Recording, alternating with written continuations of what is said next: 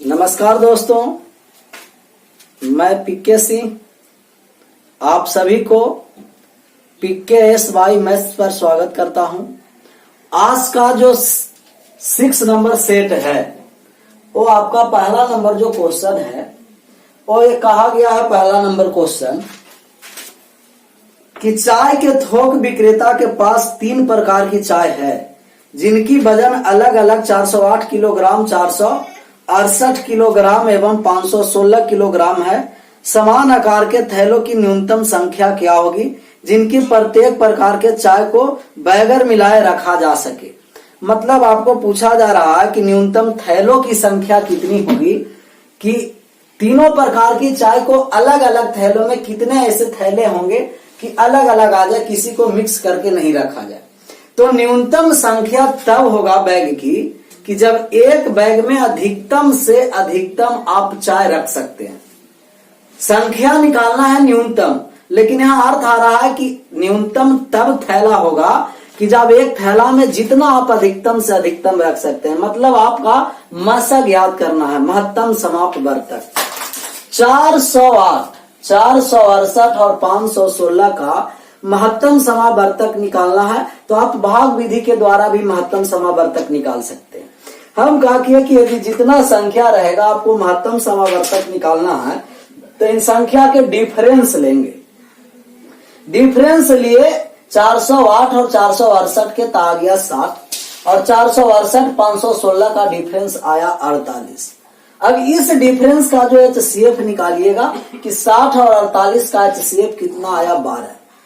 तो एक थैले में कितना केजी चाय आ सकता है 12 केजी और पहला कितना चाय है 408।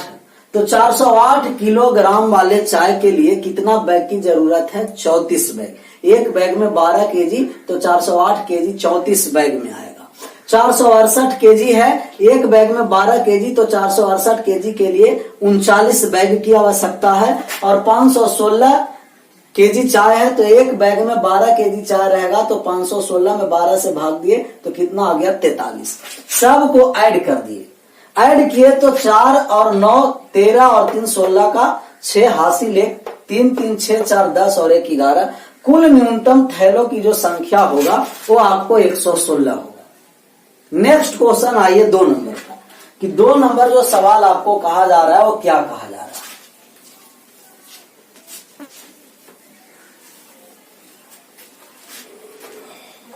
2 नंबर जो सवाल है सर वो ये आपको बोला जा रहा है 2 नंबर सवाल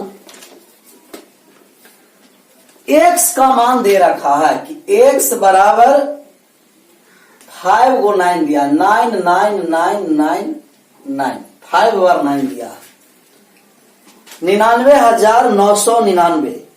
आपका जो मान निकालना है, फाइंड करना है मान 81x के पावर 5 माइनस x और बटा में जो भाग दिया गया है वो 9x स्क्वायर माइनस 1 और इंटू का दिया गया है आपको 27x स्क्वायर प्लस 3। इस संख्या से भाग देंगे और x का मान आपको दे रखा है कि x बराबर 99,999 है। तो मान ज्ञात करना है।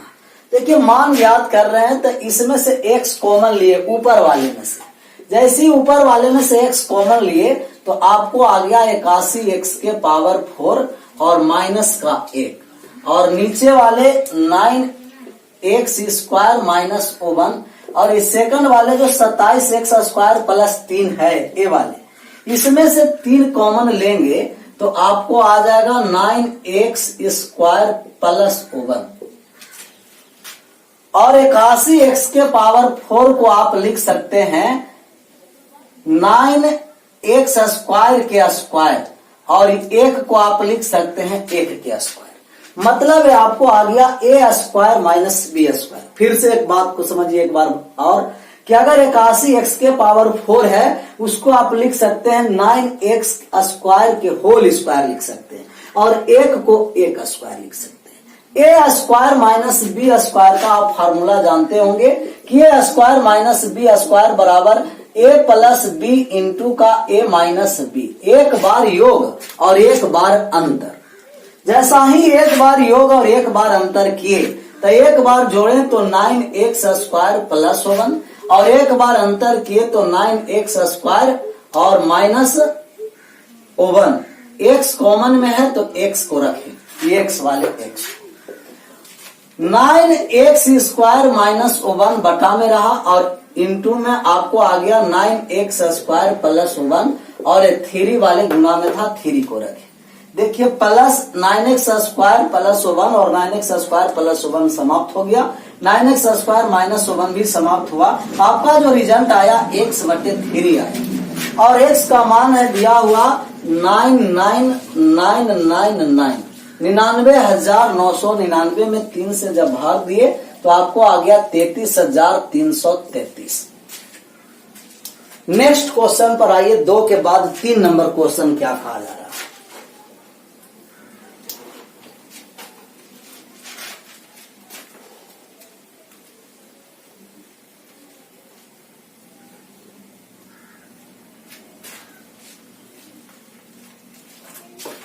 तीन नंबर जो क्वेश्चन है आपको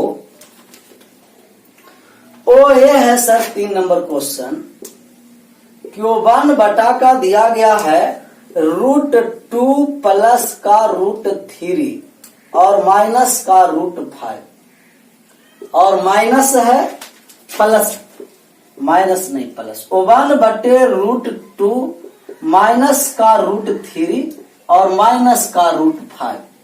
इसका मान सोल्व करना है कि इसका मान कितना होगा, सोल्व करने जा रहे हैं।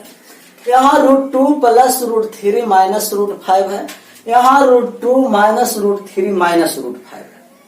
थोड़ा सा यदि इसको अरेंज करके लिखेंगे तो आप ये भी लिख सकते हैं कि √2 और माइनस का √5 और प्लस का √3, रूट माइनस 5 वाले एक साथ कर दिए, √2 माइनस √5 और इसको ज्यों का त्यों लिख देंगे, √2 माइनस का √3 और माइनस का √5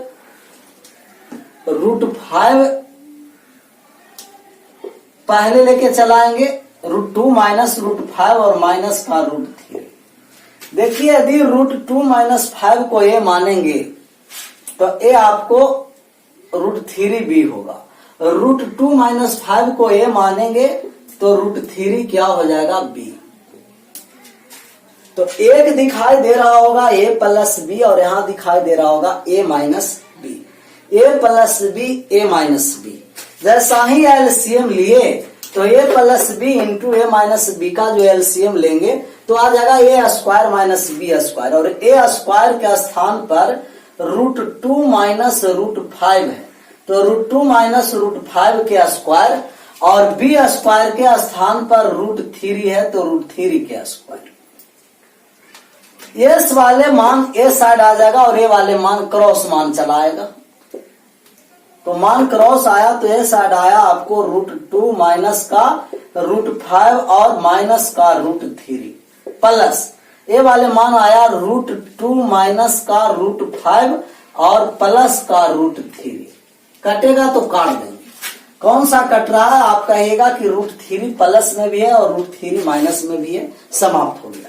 इसको स्क्वायर करेंगे √2 माइनस √5 को तो आप कहिएगा कि 2 के स्क्वायर जो आया वो 2 आया √2 का प्लस √5 का स्क्वायर 5 आया और माइनस का 2√10 आ गया, minus 2√10। A square plus b square minus 2ab और √3 का स्क्वायर करेंगे तो आ जाएगा 3। ऐड करेंगे यहां सर तो 3 और 2 5 और 5 में से 3 चला गया, सॉरी 5 और 2 7 और 7 में से 3 चला गया 4 आया। ऊपर ऐड किए तो √2 प्लस √2 आप कहेगा कि ऊपर जो ऐड किए तो ए आ गया 2√2 और माइनस का √5 और माइनस का √5 मतलब 2 माइनस में 2√5 और बटा में आया 5 और 2 7, 7 से 3 चला गया 4 प्लस 4 माइनस का 2√10, 5 2 7 में से 3 गया 4 और माइनस का 2√10। ऊपर से 2 कॉमन लिए तो ये आपको आ गया √2 माइनस √5 और नीचे 2 कॉमन लिए और √2 भी कॉमन लिए। सिर्फ पहले भी 2 ही कॉमन लेकर के दिखाते हैं कि अगर 2 हम यहां से कॉमन लिए तो आ गया 2 माइनस √10, तो 2 से 2 समाप्त हुआ। अब यहां से √2 कॉमन लेंगे तो आप कहिएगा कि √2 कॉमन लिए सर, तो आ गया √2 माइनस का √5। और देखिए √2 माइनस √5, √2 माइनस √5 कट गया, नीचे बचा कौन? √2, ऊपर में कुछ नहीं तो 1/√2, 1/√2। नेक्स्ट क्वेश्चन आ जाइए, 3 के बाद 4 नंबर।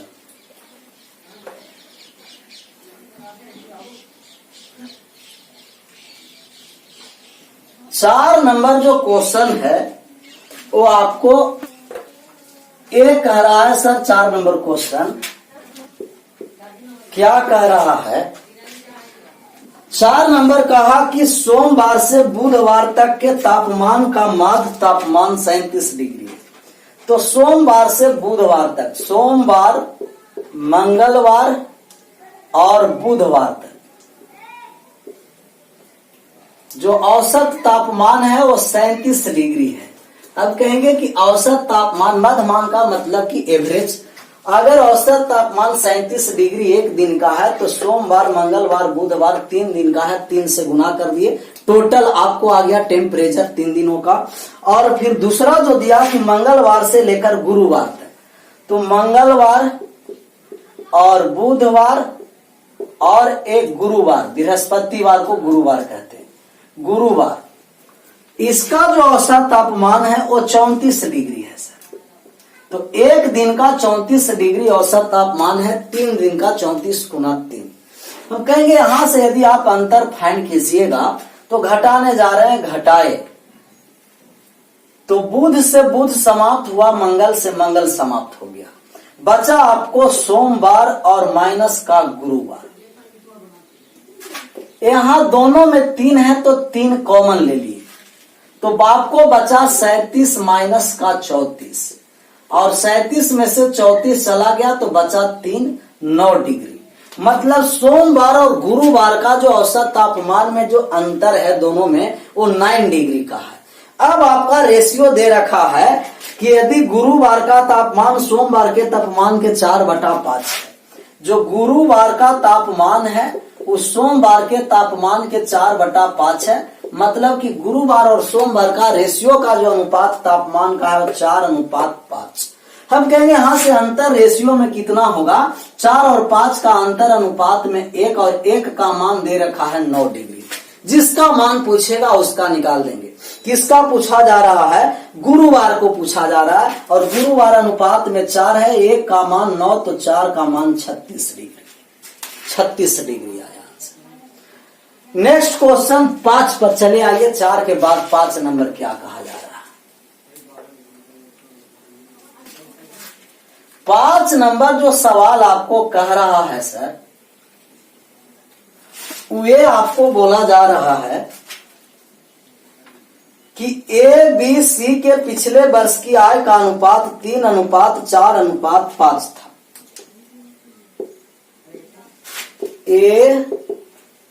ABC के आय का जो रेशियो है वो दे रखा है 3:4:5 दे रखा है। इनकी अलग पिछले वर्ष और इस वर्ष की आय का अनुपात है वो 4:5, 2:3 और 3:4 है। इनका वर्तमान आय का योग 78,800 रुपया दिया है। तब आपका जो मान निकालना है कि बी का वर्तमान आय ज्ञात करें कि बी का वर्तमान आय कितना है। तो ABC का जो रेशियो दे रखा है वो 3:4:5 दे रखा है।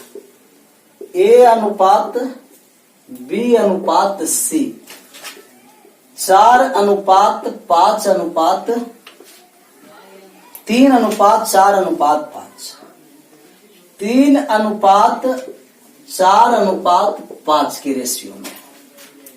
अब कह रहा है कि इसके पिछले वर्ष और वर्तमान के आयु का रेशियो, मतलब ए के पिछला वर्ष और अब वाले का जो रेशियो है वो आपको दिया है 4:5, पहले वर्ष और अब वर्तमान वाले का। और जो आपका बी को दिया है वो 2:3 दिया है कि पहले 2 था तो अब वर्तमान में 3। और सी को जो दिया है वो दिया है कि पहले 5 था तो अब जो 3:4 के अनुपात में पहले वर्ष और वर्तमान की तुलना कर दिया एक साथ, और वो है जो पहले वर्ष का तुलना है। तो इस तरीका से आपका वर्तमान आय दिया है और बी का वर्तमान आय निकालना है, बी का वर्तमान आय निकालने जा रहे हैं। इस प्रकार के यदि कोई भी क्वेश्चन होगा तो सबसे पहले आप ऊपर वाले पहले वाले का मान ऐड करिएगा अनुपात का, तो कहिएगा 4 3 7 और 5 12। और पहला जो रेशियो जो गोल किया हुआ है वो है जो पिछले वर्ष का है, और जो गोल नहीं किया हुआ नीचे वाले अनुपात है वो वर्तमान है। तो ऊपर वाले हैं जो वर्तमान नहीं पिछले वर्ष का रेशियो, तो पिछला वर्ष का ऐड किए 12, और नीचे वाले का एलसीएम लेंगे कि 4 2 3, 4 का और 2 का और 3 का, 12 4 2 3 का एलसीएम। पहला वाले का सबके रेशियो को ऐड कर दिए 12 आया, और इसमें पहले 4 था, यहाँ 2 था, यहाँ 3 था, इसका आप एलसीएम लीजिएगा तो कहिएगा कि 12 आया। और इस 12 से सब रेशियो में गुना कर देंगे। 12 से टोटल रेशियो में क्या कर देना है, गुना। जैसा ही गुना किए तो इसका मान आ गया 12 तिया का 36। पहले 36 था तो 4 का मान 36, ये 4 का मान कितना है 36, 4 का मान 36 तो 1 का मान 9, तो 5 का मान 45। 12, 1 का मान 12 तो 4 का मान कितना देखिए 48। 12 से सब में गुना करेंगे तो 36 हुआ, या 48 हुआ, और यहां गुना करेंगे तो 60 हो जाएगा। ये 2 का मान 48 दिया हुआ है सर, 2 का मान कितना दिया है 48, तो 1 का मान 24, तो आप 3 का मान निकालिएगा तो कहिएगा कि 24 में 3 से गुना करेंगे 72 आया। 3 का मान 60 है, 1 का मान 20 आएगा, और 1 का मान 20 तो 4 का मान कितना होगा 80। ये वर्तमान के मान निकाले, 5 का मान निकाले, 3 का मान निकाले और 4। अगर आपको पूछेगा कि वर्तमान में अनुपात कितना है तो 45 72 और 80 का। और वर्तमान का आय टोटल दे रखा है, ऐड कीजिए तो 0 2 2 5 और 2 7, 8 7 15 और 15 और 4 19, तो 197 बराबर दे रखा है आपको। अनुपात में 197 है, लेकिन संख्या में दिया है 78,800। अनुपात 1 का मान निकालेंगे तो कट जाएगा, कितना बार में कट गया 4 बार में कट गया। 1 बराबर 400। बी का मान निकालना है, बी अनुपात में 72 है, 400 से गुना कर दिए तो 72 में 400 से गुना करेंगे 0 0, 4 गुना का 8 और 28,800। फिर से एक बार बात को समझिए, जब इस तरीका से पहले वर्ष और वर्तमान का जब दिया रहेगा रेशियो, तो सबसे पहले ऊपर वाले मान को ऐड कर दिए 12।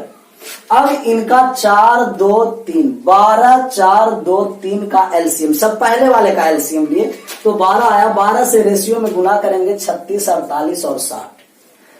ये वाले 4 का मान 36 दे रखा, 1 का मान 9, 5 के मान 45, 2 का मान 48, 1 का मान 24, 3 का 72 और 3 का मान 60, 1 का 20, 4 के 80। वर्तमान में जो रेशियो आया 45 72 80, टोटल 197 का मान 78,800 है, 1 का मान 400, 72 का मान 28,800। नेक्स्ट क्वेश्चन पर आइए कि 5 के बाद जो आपका मान निकालना है वो 6 नंबर क्वेश्चन पर है।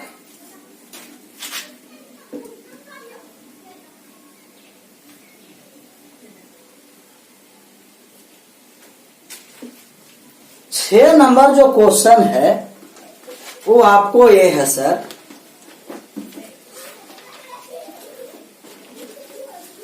रेकरिंग से क्वेश्चन 6 नंबर है।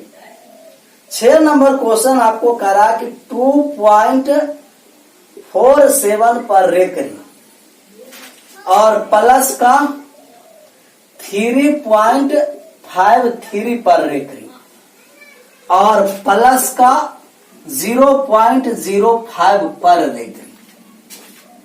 तो आप रेकरिंग को बदलने के लिए जानते हैं कि जितना संख्या पर रेकरिंग होगा उतना 9 देंगे, और जितना संख्या पर रेकरिंग नहीं होगा उतना 0 देंगे और उस संख्या को घटा देंगे। देखिए, अगर इस प्रकार के रेकरिंग में जोड़ घटाव पूछा तो सबसे पहले देखेंगे कि कितना कितना संख्या पर रेकरिंग है। तो पहला वाले में दोनों पर रेकरिंग है, दूसरा वाले में भी 2 पर रेकरिंग है, और तीसरा वाले में भी 2 पर। तो इसका आप एलसीएम लीजिएगा, और एलसीएम लिए तो 2 आए।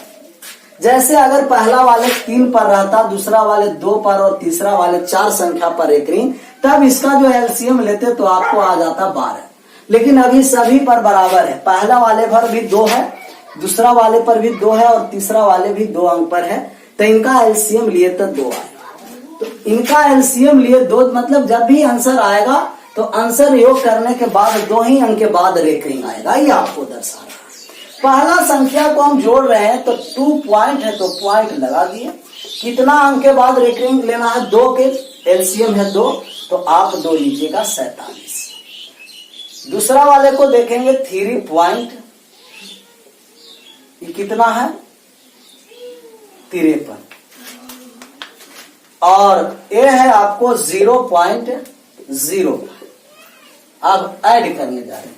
थोड़ा सा बात को फिर से समझिए कि अगर इनका जो रेकरिंग वाले सब संख्या है 2 अंक के बाद 2 अंक के बाद 2 अंक के बाद 2 संख्या पर रेकरिंग, तो उनका एलसीएम लिया अलग अलग रहता है। एलसीएम लेते तो संख्या बढ़ जाता। एलसीएम लेने के बाद आपको कितना आया? 2। मतलब कि जब भी आपको आंसर आएगा तो 2 अंक के बाद रेकरिंग वाले इसमें लिखना है, दूसरा स्थान। और ऐड करते समय थोड़ा सा ध्यान देना है कि अपना मर्जी से 2-3 डिजिट और आगे लिख देना। तो 2-3 डिजिट आगे लिखे 47, तो यहां भी 53 लिखना पड़ेगा, और 0 और 5 ऐड कीजिए। ऐड किए तो 7 और 3 10, 10 और 5 15 का 5, 5 और 9 और 1 10 हासिल 1, 7 3 10 5 15 और 1 16, 4 5 9 और 1 10 हासिल 1। ये आपको आ गया 3 2 5 और 1 6। इस 5 है जो डॉट डॉट डॉट, ये 5 अभी तो नहीं, पर इसी तरीका से आप बढ़ाते जाइएगा तो ये 5 अनंत पर जाकर आएगा, जो अनंत कभी किसी ने देखा नहीं है और नहीं आगे कोई देखेगा। अनंत पर ही 5 आएगा, तो इसको नहीं लेना है। रिपीटिशन हमको दर्शा रहा है कहां से? 2 संख्या पर, 06 06 06 06 06 आगे चलता चलेगा। तो ये जो 5 दिखाई देगा ना, वो लास्ट अनंत पर 5 दिखाई देगा। तब जो आपका संख्या हम लिखने जा रहे हैं तो 6 पॉइंट है, 6.06 पर रेकरिंग, ये आपको आंसर हुआ 6.06 पर रेकरिंग।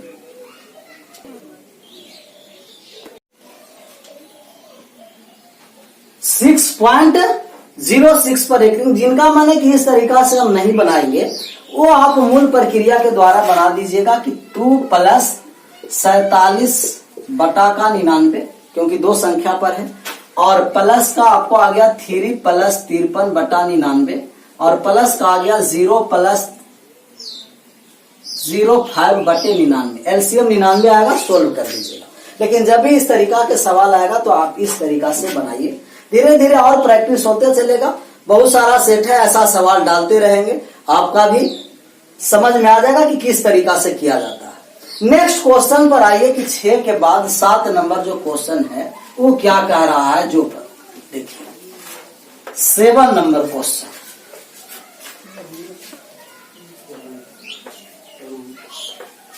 सात नंबर जो क्वेश्चन है सर, वो आपको ये है कि वह सबसे छोटी संख्या बताइए जिससे 625 पूर्णतः विभाजित हो और भागफल एक पूर्णखंड है। तो 625 पूर्णतः विभाजित हो जाए और भागफल आए जो पूर्णखंड, ऐसा रहेगा। बाई ऑप्शन हेल्प लीजिएगा। पहला ऑप्शन जो दिया है वो 25 दिया है, दूसरा ऑप्शन जो दिया है वो 5 दिया है, तीसरा ऑप्शन 2 दिया है, और चौथा ऑप्शन जो दिया है वो 3 दिया है। तो 2 से तो 625 पूर्णतः विभाजित नहीं है, सबसे पहले 2 काट दिए। क्या 3 से विभाजित है? तो कहिएगा कि 6 2 8 और 5 13, 3 से भी विभाजित नहीं है, अर्थात 25 और 5 में से कोई होगा। 25 से भाग अगर 625 को देंगे तो इसका भागफल आया 25, जबकि भागफल वर्ग नहीं कह रहा है, भागफल करा कि भागफल है जो पूर्ण घन होना है। 25 पूर्ण घन नहीं है, पूर्ण वर्ग है, अर्थात 25 नहीं होगा तो कौन सा होगा? ऑप्शन नंबर B5, क्योंकि 625 में 5 से भाग करेंगे तो ये 125 और 125 भागफल जो आया जो पूर्ण घन आया। नेक्स्ट क्वेश्चन पर आइए कि 8 नंबर क्वेश्चन क्या कह रहा है।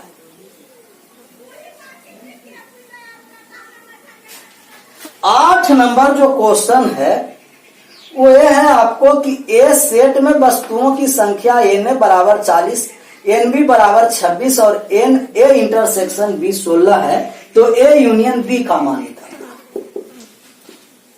आप जानते हैं कि अगर A यूनियन B का मान जो निकालना है, A यूनियन B का जो मान होता है वो numbers of A NA plus NB और माइनस NA इंटरसेक्शन B होता है। तो इस फार्मूला पर आपको किसी 3 का मान देकर और 1 का मान पूछेगा, क्योंकि 4 संख्या में 3 का मान देगा और 1 का मान पूछेगा।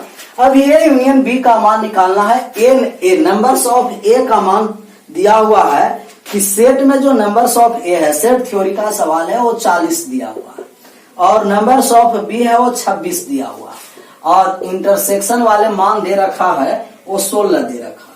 यूनियन का मान निकल जाएगा। 40 और 26 ऐड करेंगे तो आप कहिएगा कि 66 हुआ और 66 में जो 16 चला गया तो आप कहिएगा कि 50 हुआ। मतलब A यूनियन B का जो मान आएगा वो 50 आएगा। नेक्स्ट क्वेश्चन पर आइए कि 8 के बाद 9 नंबर क्वेश्चन आपको क्या कहा जा रहा है।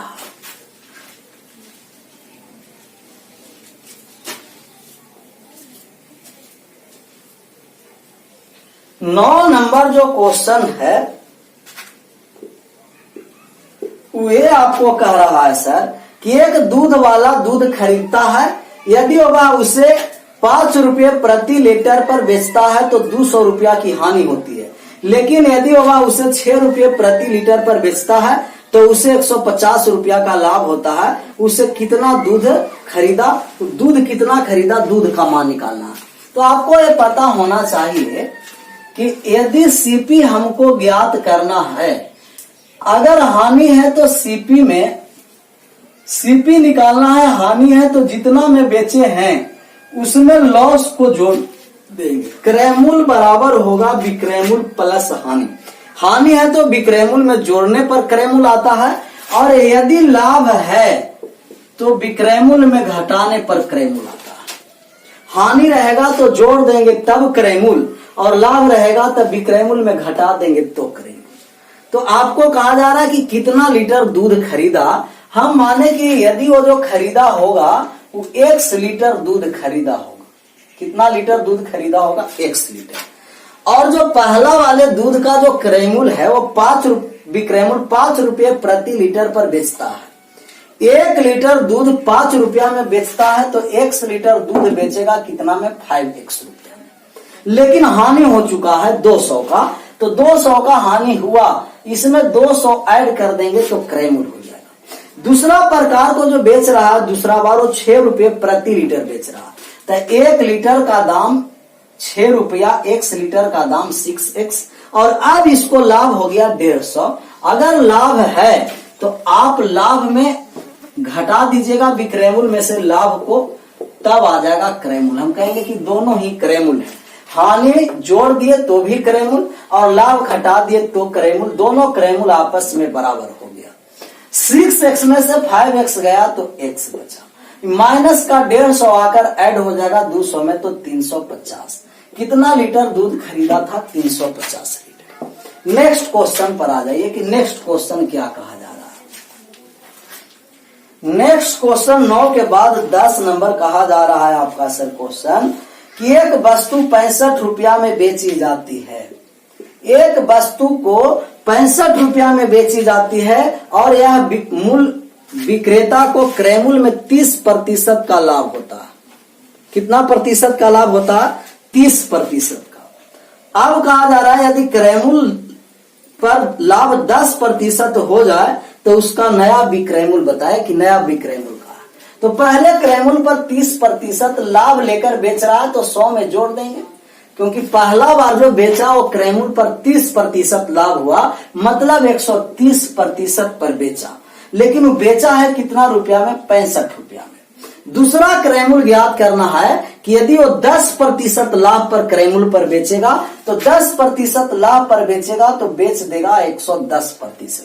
ये 110% का मान निकालना है, तो आप कहिएगा कि 65/130 और गुना कर दीजिए 110 से, 110% का मान निकल गया। 0 से 0 और 13 कट गया, 65 को 5 बार में काट दिया और 11 में 5 से गुना कर दिए, तो दूसरा विक्रय मूल्य जो आया 55 रुपया का आया। कितना रुपया आ चुका? 55। नेक्स्ट क्वेश्चन आइए 10 के बाद 11 नंबर। 11 नंबर जो क्वेश्चन कहा जा रहा है वो क्या कह रहा है आपको? 11 नंबर जो क्वेश्चन है सर, वो ये बोल रहा है कि निम्नलिखित में से सबसे छोटी संख्या बताएं कि सबसे छोटा कौन सा है। पहला ऑप्शन दे रखा है √8 प्लस का √5 और दूसरा जो ऑप्शन दे रखा है वो √7 प्लस √6 और जो तीसरा ऑप्शन दे रखा है वो दे रखा है √10 प्लस √3 और चौथा जो ऑप्शन दे रखा है वो दे रखा है √11 प्लस √2। इसमें सबसे छोटी संख्या ज्ञात करना है कि सबसे छोटी संख्या कौन सा है। सबसे पहले देखिए कि 8 और 5 ऐड किए तो भी 13, 7 6 13, 10 3 13, 11 और 2 13। तो जब भी किसी भी संख्या का यदि योगफल समान है तब इनका जो सबसे बड़ा और सबसे छोटा संख्या निकालना है। तो आपको क्या करना है, जैसे बात को थोड़ा समझिए कि अगर a प्लस बी का होल स्क्वायर है तो आप लिखिएगा कि a square plus b square plus 2ab, मतलब a square plus b square root को स्क्वायर करेंगे तो 8 5 13, 7 6 13, 10 3 13, 11 और 2 13। तो योग तो समान है तो योग पर निर्भर नहीं करेगा, जब भी निर्भर करेगा तो इसके गुणनफल पर निर्भर करेगा। जिसका गुणनफल का मान बड़ा वो बड़ा वैल्यू और जिस संख्या के गुणनफल का मान छोटा वो छोटा वैल्यू। थोड़ा सा बात को समझिए कि जैसे गुणा किए तो 8 5 का 40 और यहां से गुणा किए तो 7 6 42, यहां गुणा किए तो 30 और यहां गुणा किए तो 22। तो सबसे छोटा संख्या 22 है, मतलब कि ऑप्शन नंबर डी। और अगर सबसे बड़ा संख्या कहता तो सबसे बड़ा संख्या 42 है, तो ऑप्शन नंबर बी आ जाएगा। थोड़ा सा और यदि गुना भी नहीं सबसे बड़ा संख्या दे दिया जाएगा, अभी छोटा छोटा संख्या दिया तो गुना करना आसान हो गया। अगर जो बड़ा संख्या डिजिट में देकर पूछेगा, जहां गुना करना मुश्किल है वहां आपको डिफरेंस देखना कि जहां डिफरेंस कम होगा वो सबसे बड़ा और डिफरेंस दूरियां बढ़ेगा, गुणनफल का मान छोटा हो जाएगा। यहाँ डिफरेंस लाए तो 8 और 5 का डिफरेंस 3, यहाँ आया डिफरेंस तो 1, यहाँ आया डिफरेंस तो आ गया 7 और यहाँ आया डिफरेंस तो 9। यदि दो संख्या का योग जब बराबर रहेगा तो उसके गुणनफल का मान अधिक होगा तो अधिक मान और छोटा होगा, न्यूनतम होगा तो न्यूनतम मान होगा। बड़ा डिजिट आएगा तो गुना नहीं करना, डिफरेंस से चेक करेंगे।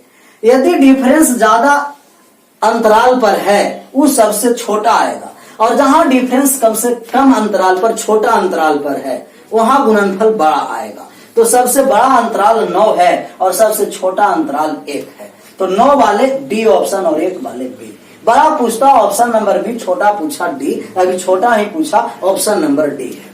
नेक्स्ट क्वेश्चन पर आइए कि नेक्स्ट क्वेश्चन क्या कहा जा रहा है। 11 के बाद 12 नंबर सवाल आइए कि 12 नंबर सवाल आपको जो रे रहा सर जी 12 कि एक ऑटो रिक्शा का किराया उसके निश्चित मूल्य और तय दूरी के अनुसार मूल्य से मिलकर होता है और 15 किलोमीटर की यात्रा पर दिया गया मूल्य 120 रुपया, 20 किलोमीटर की यात्रा पर दिया गया मूल्य 155 है, तो 30 किलोमीटर की यात्रा किराया बताए कि किराया कितना लगेगा। देखिए फिक्स है, फिक्स का मतलब यदि ऑटो रिक्शा 100 रुपया फिक्स लेता है तो बाकी जो आपको लेगा वो प्रत्येक किलोमीटर पर लेगा। समझने के लिए समीकरण बनाते हैं लेकिन समीकरण बनाने की आवश्यकता नहीं है। 1 रुपया फिक्स है और प्रत्येक किलोमीटर पर यदि 22 रुपया ले रहा होगा तो 1 किलोमीटर पर 22 है तो 15 किलोमीटर पर 15 22 रुपया, लेकिन लिया 120 रुपया। दूसरा बार में भी फिक्स है तो 1 से लेगा और 1 किलोमीटर पर 22 रुपया लेता है, तो 20 किलोमीटर पर जो राशि लेगा वो 20 बाई लेगा। लेकिन यहाँ जो रुपया आपको लेता है सर, वो 155 रुपया लेता है। देखिए, समीकरण बनाने की आवश्यकता नहीं था। हम कहेंगे कि 15 किलोमीटर के दूरी 120 रुपया ले रहा है, और 20 किलोमीटर जब दूरी तय करता है तब वहां आपको ले रहा 155 रुपया। यहाँ किलोमीटर में अंतर कितना है, तो कहिएगा 5 किलोमीटर, और रुपया में अंतर कितना है, तो आप कहिएगा कि 20 और 155 का, 120 और 155 का जो अंतर होगा वो 35 रुपया। मतलब 5 किलोमीटर में 35 रुपया, तो 1 किलोमीटर में कितना रुपया लगेगा? 7 रुपये प्रति किलोमीटर ऑटो रिक्शा किराया लेगा। लेकिन फिक्स कितना लेता है, इसका मान निकालना। 1 किलोमीटर पर 7 रुपया लिया, तो 15 किलोमीटर पर कितना लेगा? 15 से गुणा कर देंगे तो आप कहिएगा कि 15 सत्ते 105 रुपया।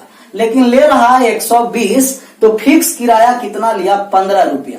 15 रुपया दोनों ही कंडीशन में फिक्स है। तो फिक्स वाले मान पूछता तो कहते कि फिक्स वाले मान 15 है। देखिए 15 कहां से आया? 120 रुपया ले रहा था फिक्स और किराया मिलाकर, और किराया 7 रुपये प्रति किलोमीटर है, तो 1 किलोमीटर में 15 से गुना किए 7 से, तो 105 रुपया उसको भाड़ा लेना था, लेकिन लिया 120 रुपया। तक कितना ज्यादा लिया? 15 फिक्स रुपया था। और 1 किलोमीटर पर 7 रुपया है, 30 किलोमीटर चलना चाहता है, तो 1 पर 7 तो 30 पर 210 रुपया।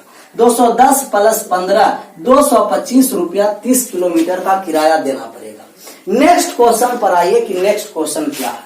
जिनका इस तरीका से नहीं समझ में आया वो समीकरण बना दिए हैं, आप समीकरण को सोल्व कर दीजिएगा, मान आ जाएगा x y का मान। नेक्स्ट क्वेश्चन जो आपका है सर 12 के बाद 13 नंबर, वो 13 नंबर सवाल कह रहा है कि एक किसी कार्य को 12 दिन में, एक किसी कार्य को जो पूरा करता है, 13 नंबर क्वेश्चन है कि ए किसी कार्य को 12 दिन में पूरा करेगा, और बी इसी काम को जब करने आया तो 15 दिनों में पूरा कर देगा। आपको बताएं कि जब भी ऐसा टाइम एंड वर्क का सवाल आए या पाइप एंड सिस्टर्न्स का, तो सबसे पहले एलसीएम लेंगे, और एलसीएम उसका टोटल कार्य बताता है कि टोटल कार्य कितना है। 12 और 15 का एलसीएम लिए तो आप कहिएगा कि 12 और 15 का जो एलसीएम है वो कितना है? 60। मतलब टोटल 60 काम करना है। तो 12 दिन में ये 60 काम करता है, एक दिन में कितना काम करेगा? 5 काम। 15 दिन में 20 60 काम करता है, तो एक दिन में कितना काम करेगा? 4 काम। ए और बी का इफिशियंसी 5 और 4 आया। काम किस तरीका से कराया जा रहा है? क्वेश्चन में मेंशन आपको है कि वे 2 दिन साथ कार्य करते हैं। मतलब ए और बी को काम पर लगाया गया, तो ए और बी मिलकर 2 दिन तक साथ साथ करेगा। ए करेगा एक दिन में 5 काम और बी करेगा 4 काम, तो दोनों मिलकर एक दिन में 2 काम करेगा, 9 काम करेगा। 5 और 4 9, और 2 दिन तक काम किया तो टोटल कितना काम कर दिया? 18 काम ए और बी मिलकर किया। फिर कहा आपको कि ए अकेला काम जारी रखा, और एक दिन के बाद सी ए के साथ काम करने लगा। तो जैसा ही बी गया तो ए जारी रखा, उसके एक दिन के बाद सी आया। मतलब ए अकेला कितना दिन तक काम किया? तो कहिएगा एक दिन वो अकेला किया, तो एक दिन में 5 काम वो अकेला किया। इसके बाद ए और सी चलाता है, ए के साथ कौन आ जाता है? सी। तो आप कहिएगा कि सी आने से पहले तक 18 और 5 23 काम हो चुका था। काम करना था 60 और 23 हो गया, तो बाकी काम बचा कितना? घटा दीजिए कि 60 में से 23 चला गया, 37 काम हो गया। 37 काम बचा, 23 काम हुआ और बचा हुआ काम 37 है। इस 37 काम को कौन किया होगा? आप कहिएगा कि जो 37 काम को किया होगा सर ए और सी मिलकर, और ए और सी मिलकर अगले कितने दिन में पूरा कर देते हैं? 5 दिन में काम को समाप्त कर देते हैं। तो ए और सी 37 काम 5 दिन में किया। हम कहेंगे एक काम कितना दिन में करेगा? एक दिन में कितना काम मिलकर करेगा? तो 7.4। 7.4 ए का अकेला क्षमता, क्षमता दर्शाया। फिर से बात को थोड़ा सा समझिए। कि ए और सी 37 काम कर देता है, लेकिन कितना दिन में करता है? 5 दिन में। तो 5 दिन में 37 काम करेगा, एक दिन में 7.4 काम करेगा। ए का एक दिन का काम 5 दे रखा है, तो दोनों मिला के 7.4 है, तो सी का काम कितना हो गया? 2.4। सी का क्षमता ज्ञात कर दिए। इस क्वेश्चन में सी पूछ रहा है कि सी इस काम को कितना दिन में करेगा। हम कहेंगे कि टोटल 60 काम है और इनका क्षमता 2.4 है, 2.4 से भाग दे दीजिए। पॉइंट हटा तो 10 से गुना हुआ, 12 से 5 बार में 60 और 12 से 2 बार में 24 और 2 से 5 बार में 10 कट गया। गुना कर दीजिए 25। तो सी का अकेला काम करने में 25 दिन लगेगा। नेक्स्ट क्वेश्चन पर आ जाइए कि 13 के बाद 14 नंबर जो क्वेश्चन आपको कहा जा रहा है वो कौन सा, क्या कहा जा रहा है? 13 नंबर 14 नंबर क्वेश्चन, इसके बारे में समझना। नेक्स्ट क्वेश्चन 14 नंबर जो क्वेश्चन है सर, यदि n को 7 से विभाजित किया जाता है तो शेषफल 4 बचता है। करा कि n को 7 से विभाजित करेंगे तो जब भी रिमाइंडर आएगा तो 4 रिमाइंडर आएगा। अब कह रहा है आपको कि यदि 3n को 3n प्लस 1 को 7 से विभाजित करेंगे तब रिमाइंडर कितना होगा, इसका मान निकालना। n को 7 से विभाजित करते हैं तो 4 रिमाइंडर, 3n प्लस 1 को 7 से विभाजित करेंगे तो कितना रिमाइंडर बनेगा। ये आपको है कि 3n प्लस 1 है, जितना गुना संख्या को करेगा उतना ही गुना शेषफल को हम करते हैं। तो 3 गुना से 1 ज्यादा किया है तो हम शेषफल में भी कहेंगे कि 3 गुना से 1 ज्यादा, 12 और 1 13 में 7 से भाग दिए, रिमाइंडर कितना आ गया? 6। फिर से बात को समझिए, जो क्रिया संख्या में होगा वही क्रिया को शेषफल में करेंगे। संख्या में किया 3 गुना में 1 ऐड कर दिया, तो शेषफल में भी 3 गुना में 1 ऐड कर देंगे। शेषफल में 3 गुना में 1 ऐड किए तो 13 और 13 में 7 से भाग दिए तो 6। अगर ये बात नहीं समझ में आया तो भी चिंता की कोई आवश्यकता नहीं है। आप n का कौन सा मान रखिएगा कि 7 शेष बचेगा, 7 से भाग दे रहे हैं तो हम कहेंगे कि अगर n में 7 से भाग दिए तो रिमाइंडर आया 4, मतलब n का मान 11 होगा। सबसे छोटा संख्या देंगे कि 7 से भाग दिए 4 शेष बचा, मतलब वो संख्या कौन सा है? 11 है। अब 11 यहां से पुट करेंगे तो 11 तिया 33 और 1 34, और 34 में 7 से भाग देंगे तो रिमाइंडर 28, बाकी शेष बच गया 6। 7 4 बार में 28 लगा, 6 बचे। तो आप दोनों में से कोई भी एक प्रक्रिया से बना सकते हैं एग्जाम। नेक्स्ट क्वेश्चन पर आइए कि 14 के बाद जो 15 नंबर क्वेश्चन कह रहा है, ये क्या आपको कह रहा है, इसके बारे में समझना। 15 नंबर जो क्वेश्चन कह रहा है सर, ये आपको बोला जा रहा है कि एक बाहरी बिंदु P से 2 स्पर्श रेखा PA और PB O केंद्र वाले वृत्त पर खींची जाती है। अगर ये वृत्त है जिनका केंद्र O है और इन पर 2 स्पर्श रेखा खींचा गया A और B बिंदु से, PA और PB, और ये भी आपको कहा कि यदि रेखा CD वृत्त को E पर स्पर्श करता है जो AP और BP को क्रमशः C और D पर काटता है, तो C और D पर काटने वाला एक रेखा वृत्त को E बिंदु पर स्पर्श किया। ये जो स्पर्श किया वो E बिंदु पर है, ये C है और ये D है। अब बात को ये समझना है, आपको मान दे रखा PB 16 है, P से B तक जो मान दे रखा है वो 16 दे रखा है, और भी मान दे रखा है कि A और C 7 है। A और C का मान यहां से यहां तक जो दे रखा है वो 7 है, और C और D का मान दे रखा है कि 12 है। मतलब ये वाले जो टोटल C और D है, इस C और D रेखा 12 है। ये BP 16, AC 7 और CD 12। मान निकालना है आपको त्रिभुज PCD का परिमाप बताइए। मतलब कि अगर CP और DP का मान निकल जाएगा तो परिमाप निकालेंगे। त्रिभुज का परिमाप तीनों भुजाओं का योग होता है। कोई भी त्रिभुज रहेगा उसका परिमाप तीनों भुजाओं का योग।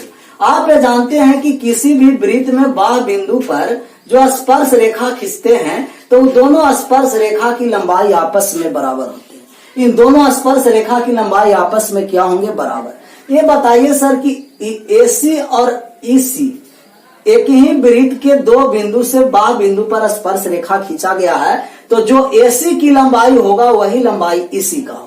यहाँ आइए कि अगर ये दो बिंदु से यहाँ स्पर्श रेखा खींचे तो जो BD की लंबाई होगा वही DE की लंबाई होगा।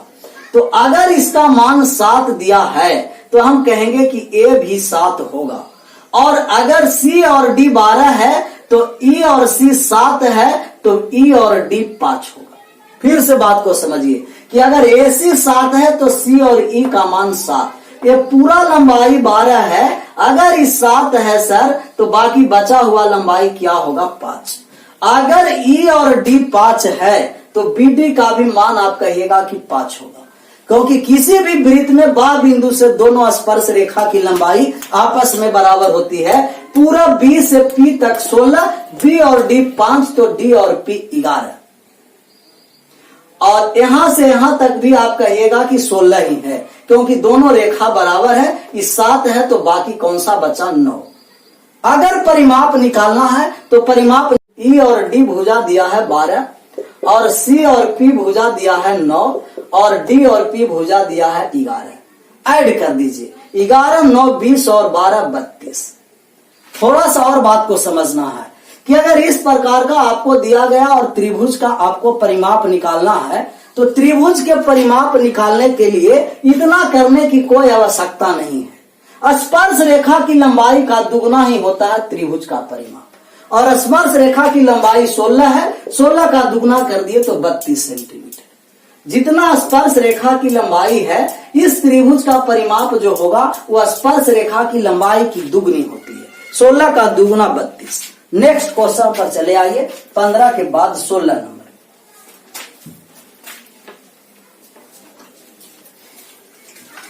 16 नंबर जो सवाल दिया गया है वो ये आपका सवाल दिया गया है सर,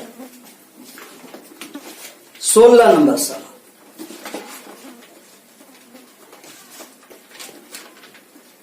16 नंबर सवाल है कि एक बर्तन में दो तरल A और B के मिश्रण का अनुपात दिया गया है। A और B का जो मिश्रण का अनुपात है वो आपको दिया गया है 7:5। अब कहा गया आपको कि 12 लीटर मिश्रण निकाला जाता है और उसके स्थान पर B को मिलाया जाता है, तो A और B का जो अनुपात हो जाता है वो 7:9 हो जाता है। 12 लीटर मिश्रण निकाले और 12 लीटर B को मिला दिए, तब जो रेशियो आया 7:9। प्रारंभ में एक ही मात्रा निकालना है। देखिए इस प्रकार का क्वेश्चन कल वाले भी सेट में था, तो उसको भी इसी तरीका से बनाया गया है। सेट रिवाइज करते चलिएगा तो आपको क्वेश्चन बनते चलेगा, और उसी प्रकार के जस्ट सवाल आज वाले भी सेट में है। तो इसके पहले वाले भी सवाल में ऐसा सेट में ऐसा सवाल था और आज भी ऐसा सवाल है। उसमें बताए थे कि यदि किसी भी रेशियो कोई बर्तन में दिया हुआ है जिसमें 2 बार परिवर्तन हुआ उसको छोड़ देंगे, और जिसमें 1 बार परिवर्तन हुआ उसी को टोटल मिश्रण मानेंगे। क्योंकि मिश्रण निकालते समय A में 1 ही बार परिवर्तन हुआ, लेकिन B को मिला दिए तो B में 2 बार परिवर्तन, तो B को छोड़कर किसको रखना है, A को। A को टोटल मिश्रण मानेंगे। लेकिन टोटल मिश्रण तब मानेंगे सर कि जब आपका दोनों योग बराबर होना है। जितना लीटर पहले मिश्रण उतना ही अब का मान होना है। तो पहले वाले मिश्रण 7 और 5 12, और अब वाले मिश्रण 7 और 9 16। 12 और 16 को बराबर करने के लिए आपको 12 16 का एलसीएम लेना पड़ेगा, और 12 और 16 का एलसीएम लिए तो कितना आया, 48। 12 को 48 करने के लिए 4 से गुना, और 16 को 48 करने के लिए 3 से गुना करने। 4 से गुना किए तो 28, और 5 में 4 से गुना किए 20, 3 से 21, 7 में गुना किए 21, और 9 में गुना किए 27। मतलब टोटल मिश्रण 28 था, तो अब मिश्रण हो गया 21। दोनों में कितना का अंतर, तो 28 और 21 में अंतर 7 का, और 7 का मान दे रखा है 12 लीटर। अनुपात 1 का मान निकालेंगे तो 12/7। कि टोटल 28 का हम मान निकालेंगे तो 12/7 से 28 में गुना किए, 7 चौ 28 और 12 चौ 48 लीटर टोटल मिश्रण है। पूछता कि बर्तन में टोटल मिश्रण कितना है, तो कहेंगे कि टोटल 48 लीटर मिश्रण। कितना लीटर है? 48 लीटर मिश्रण है। अब आपको पूछा है सिर्फ पार्टिकुलरली कि ए में बर्तन में कितना होगा या बी बर्तन में कितना होगा। तो ए और बी में जो मात्रा निकालेंगे, तो मात्रा निकालने जा रहे हैं प्रारंभ में। प्रारंभ में ए और बी का जो रेशियो दिया गया है वो 7:5, मतलब अनुपात 12 का मान 48 दे रखा है, तो अनुपात 1 का मान कितना होगा? 4 होगा। ए का मान पूछेगा तो 1 का मान 4, तो 7 का मान 28। बी का मान पूछेगा, 1 का मान 4 है, तो 5 का मान कितना हो गया? 20 हो गया। या तो थोड़ा सा सोल्व करने से पहले एक बार देख लीजिएगा कि अगर बी का मान पूछ रहा है तो बी वाले रेशियो से ऑप्शन विभाजित होगा, या ए का मान पूछ रहा है तो ए से ऑप्शन विभाजित होगा। अगर ऑप्शन में एक ही 7 से विभाजित है तो आंसर वही होगा, लेकिन 1 से अधिक विभाजित है तो मूल प्रक्रिया के द्वारा बना दीजिएगा। यहाँ देखिए कि सभी ऑप्शन है जो 7 से विभाजित है, मतलब कि ये ऑप्शन से हम नहीं इसको कर सकते, मूल प्रक्रिया के द्वारा बना दिए। नेक्स्ट क्वेश्चन 16 के बाद 17 पर आइए। 17 नंबर सवाल क्या कह रहा है, इसके बारे में समझना। 17 नंबर सवाल है आपको सर, ये कह रहा है 17 नंबर सवाल कि दिए गए साधारण ब्याज की दर पर मूलधन और कुछ समय के लिए दिए गए धन का अनुपात 4:5 है। तो आपका जो मूलधन और मिश्रधन का जो अनुपात है वो 4:5 दिया है, और दूसरा जो मूलधन और मिश्रधन का अनुपात दिया है 3 बरस के बाद, वो दिया है 5:7 दिया। 5 और 7 ब्याज की दर निकालना है। देखिए एक ही मूलधन है, यहाँ मूलधन अलग अलग रेशियो दिया, मिश्रधन अलग हो सकता है क्योंकि एक दूसरा है जो 3 साल के बाद है। तो आपको मूलधन को बराबर करना है, 4 है और ये 5 है, तो मूलधन को बराबर करेंगे, ऊपर वाले 5 से गुना करेंगे और 5 को नीचे वाले में 4 से गुना करेंगे।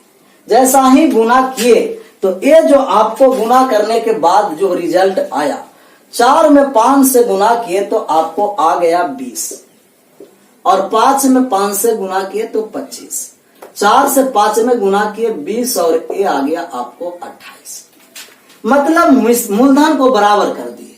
मूलधन बराबर हो गया, कितने साल के लिए एक्स्ट्रा लगाया है, ब्याज मिला 3 रुपया, लेकिन कितना साल के लिए लगाया था? 3 बरस के लिए, क्योंकि 3 बरस ज्यादा के लिए लगाया था। 3 वर्ष बाद 3 वर्ष बाद 3 वर्ष में 3 रुपया ब्याज मिलता है, तो 1 वर्ष में कितना रुपया ब्याज मिलेगा? आप कहिएगा कि 1 रुपया। साधारण ब्याज प्रत्येक वर्ष समान मिलता है, परंतु चक्रवृद्धि ब्याज प्रत्येक वर्ष समान नहीं मिलता। इसलिए नहीं मिलता है क्योंकि चक्रवृद्धि ब्याज पर भी ब्याज लगता है और मूलधन पर अर्थात मिश्रधन पर ब्याज लगना स्टार्ट होता है। लेकिन एक वर्ष में, पहले वर्ष में एसआई और सीआई दोनों ही बराबर होगा।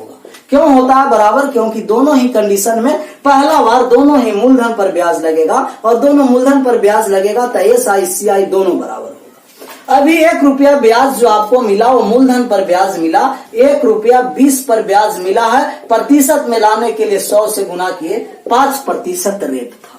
नेक्स्ट क्वेश्चन पर आइए कि 17 के बाद जो 18 नंबर क्वेश्चन आपको है, 18 नंबर क्वेश्चन क्या कह रहा है? 18 नंबर क्वेश्चन, ये 18 नंबर क्वेश्चन है, आपको बोल रहा है सर कि 2 बिंदुओं में से एक टावर के उच्च बिंदु का उन्नयन कोण एक दूसरे के पूरक कोण है, और टावर के पास से दूरी ए और बी दिया है, तो टावर की ऊंचाई है। ये तो डायरेक्ट थ्योरम है। उन्नयन कोण का मतलब ये होता है सर जी कि नीचे से ऊपर की ओर देखा गया कि ऊपर से नीचे, तो नीचे से ऊपर देखेगा तो उन्नयन कोण, और ऊपर से नीचे देखेगा तो अवनमन कोण।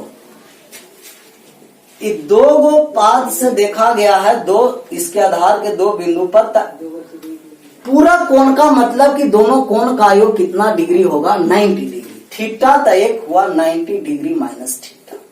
एक का मान ए रखा है और पूरा आधार बी रखा है। अगर ये ऊंचाई h है तो यहां से जो मान निकालेंगे tan थीटा लगाएंगे।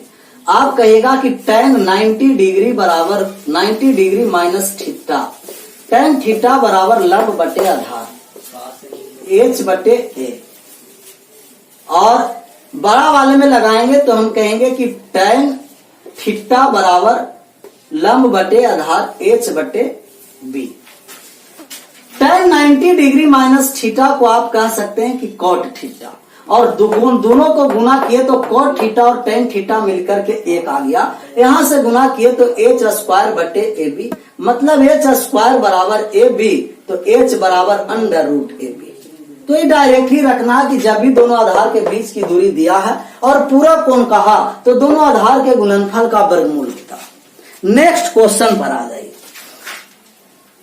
कि नेक्स्ट क्वेश्चन जो आपको कहा जा रहा है 18 के बाद 19, वो 19 क्या कह रहा है इसके बारे में समझना है। 19 नंबर जो क्वेश्चन है sir, sine square 7 sine square theta, 7 sine square theta plus 3 cos square theta में आपको पूछा जा रहा है अधिकतम मान।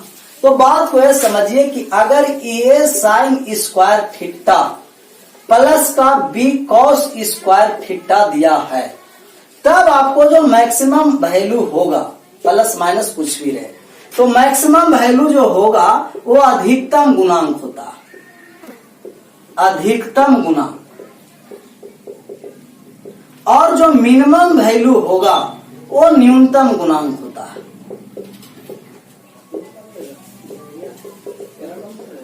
7 sine square theta plus 3 cos square theta, मतलब कि अगर फॉर्मेट इस तरीका से रहेगा a sine square theta plus b cos square theta, अधिकतम वैल्यू मैक्सिमम और न्यूनतम गुणांक मिनिमम वैल्यू होगा। तो इन दोनों में अधिकतम कौन है, तो आप कहिएगा कि 7 इसका अधिकतम है, और दोनों में मिनिमम कौन है 3।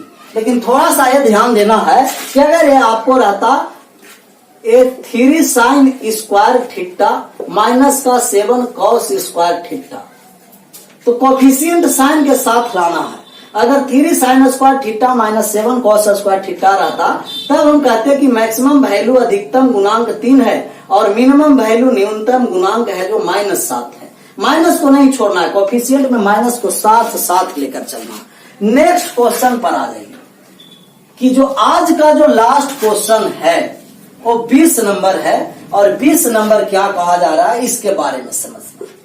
20 नंबर जो सवाल है वो ये कह रहा है सर कि मॉड x प्लस का मॉड y बराबर दे रखा है आपको 7। क्षेत्रफल निकालना है कि घिरे क्षेत्र का क्षेत्रफल क्या होगा। थोड़ा सा ये बात को समझिए कि अगर mod x plus mod y रहेगा और बराबर में k, तो इनसे घिरे जो क्षेत्र का क्षेत्रफल होगा वो 2k स्क्वायर होता है। कितना होता है 2k स्क्वायर।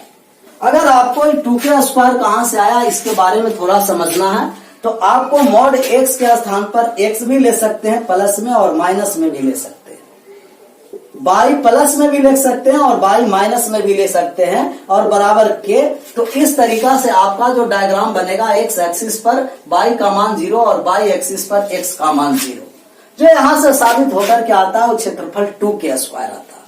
तो आप डायरेक्ट याद रखिएगा कि जब भी इस तरीका से आपको सवाल मिले mod x plus mod y बराबर k, तो उनका जो क्षेत्रफल होगा वो 2k स्क्वायर होगा। अभी 7 दे रखा है तो हम कहेंगे 2 गुना 7 के स्क्वायर, मतलब 2 गुना 7 के स्क्वायर 49, और 49 गुना आ गया 98 वर्ग unit. Thank you so much, bye bye.